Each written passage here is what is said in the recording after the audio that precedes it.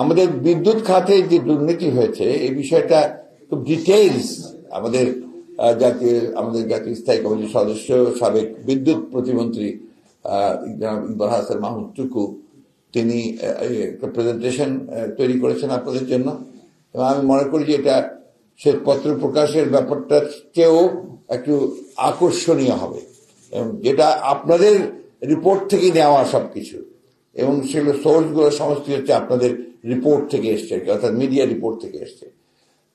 তো এই জিনিসটা আপনারা একটু, আমাদের অনুরোধ থাকবে যেটা কি আপনারা এটা একটু ভালোভাবে প্রচারের ব্যবস্থা নেবেন, কারণ এই রাজনৈতিক তর্ক বিতর্কে আপনার আওয়ামী লীগের যে দুর্বৃত্তায়ন, তাদের যে চুরি, তাদের যে আপনার লুটপাট, এটা কিন্তু আপনি নিচে পড়ে যাচ্ছে, এরা একটা ধরনের সুবিধা পেয়ে যাচ্ছে।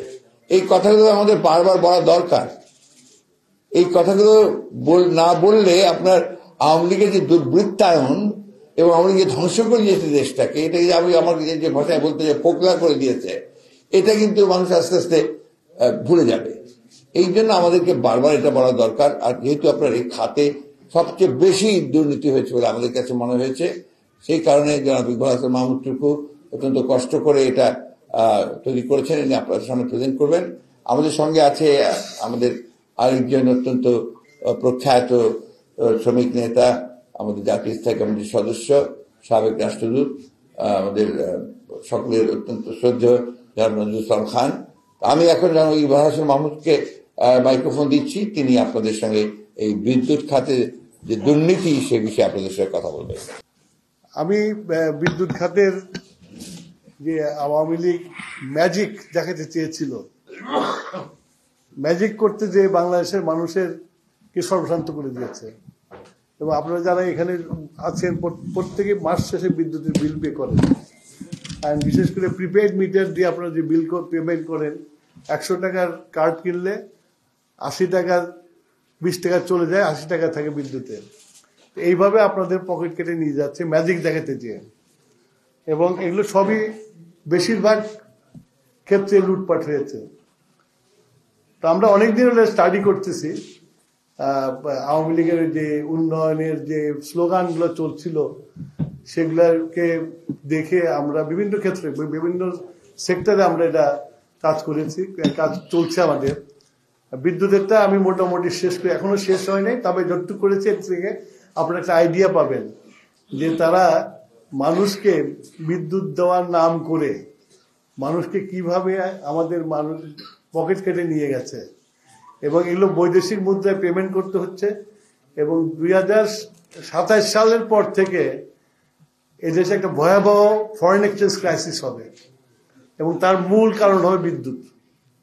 তো সেই জন্য একটু আপনাদের সামনে আমি একটু সময় নিয়ে এই প্রেজেন্টেশনটা করব, আপনারা দেখবেন, এবং এরপরে এটার সামারি আপনাদের ইমেলে পৌঁছে যাবে, কারণ এটা সামারিটা অনেক বড়, 7-8 পাতার সামারি।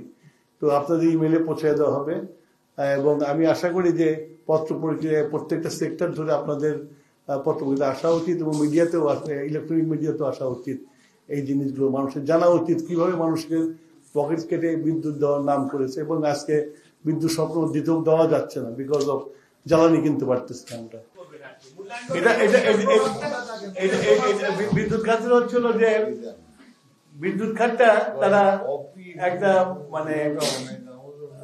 একটা ব্যবসার খাত বানিয়ে ফেলছিল, এবং তারা বুঝতে পেরেছিল এই খাত থেকে কুইক মানি বানানো যায়, এবং কোনো হিসাব না দিয়ে, কারণ বিদ্যুৎটা তো হাওয়া, বিদ্যুৎ দেখা যায় না। এখন এই ক্যাপাসিটি চার্জ, এই ক্যাপাসিটি চার্জের কোন মেশিনের কত ক্যাপাসিটি, কে এটাকে আইডেন্টিফাই করেছে, এবং সেই মেশিনগুলো এফিসিয়েন্সি কি, এগুলো সম্বন্ধে তো কেউ কোনো বিশ্লেষণ করে না, দেখেও না। সুতরাং এই ক্যাপাসিটি চার্জের নামে অনেক টাকা বের করে নিয়ে যাওয়া যায়, এবং তাই বের করে নিয়ে গেছে। আর সবচেয়ে বড় যেটা আমি এদের গাফিলতি দেখেছি, যে আমাদের একটা নীতি ছিল, আমাদের সময় যে প্রকল্প, আমরা যে মাস্টার প্ল্যান করেছিলাম, সেখানে ছিল যে উৎপাদনটা আমরা আমাদের নিজেদের হাতে রাখবো, সরকারের হাতে থাকবে, বিতরণ এবং ট্রান্সমিশনটা আমরা প্রাইভেট করে দেব। এই জন্য করে দেব যে সরকার রিটেল এবং ট্রান্সমিশনের ব্যবসা করা ডিফিকাল্ট, কিন্তু উৎপাদনের যেটা সেটা আমরা করতে পারি, কারণ আমাদের মানে পাওয়ার প্ল্যান্টের কাছ থেকে বিদ্যুৎ যখন নিয়ে যাবে ট্রান্সমিশন, তখনই আমি পাবো, বুঝবো যে আমার কত পাওয়ার নিয়ে গেছে, সুতরাং ট্রান্সমিশনের কাছে ওই টাকাটা আদায় করে নিতে পারবো। সেটা না করে তারা উল্টো করেছে, ডিস্ট্রিবিউশন এবং এটা নিজেদের মতো করে কোম্পানি বানিয়েছে, আর ট্রান্সমিশনের কোনো কিছুই করে নাই। যার ফলে হয়েছে কি, ওই যে ট্রান্সমিশন কম থাকাতে ক্যাপাসিটি চার্জ করার আরো সুযোগ বেশি বেড়ে গেছে, যার ফলে এটা লুট করেছে। কিন্তু আমাদের আমলে যেটা আমরা যে প্ল্যান পরিকল্পনা 5 বছর তো ছিলাম আমরা, মাত্র পরিকল্পনা তৈরি করতে তো আমাদের 2 বছর চলে গেছে, তারপর তো ইমপ্লিমেন্টে গেছি আমরা 13-16 বছরে। যেটা ওইটা দেখে আমাদের আমলে ছিল যে 60% power station will remain with the government, এটা ওয়ার্ল্ড ব্যাংকের সাথে আমাদের সাথে এটা চুক্তি হয়েছিল, আর 40% চলে যাবে প্রাইভেটে। এখন কিন্তু উল্টো হয়ে গেছে, এখন 80% এখন প্রাইভেটে, 40% 20% গভর্নমেন্টে, সেগুলোও চালায় না। এবং আমাদের যে বড় বড় পাওয়ার এস্টাবলিশমেন্ট গুলো আছে সরকারের মালিকানায়, এগুলোর কোনো কিছু করা হয়নি, এগুলো না এক্সটেনশন করা হয়েছে, না রিনোভেশন করা হয়েছে, কিচ্ছু করে না। এগুলোকে আইডিয়াল ফেলে রেখে প্রাইভেটের উপরে ছেড়ে দিয়ে তারা এই পয়সাগুলো কামাই করে নিয়ে চলে গেছে, এবং আলটিমেটলি জনগণকে এটা বহন করতে হচ্ছে।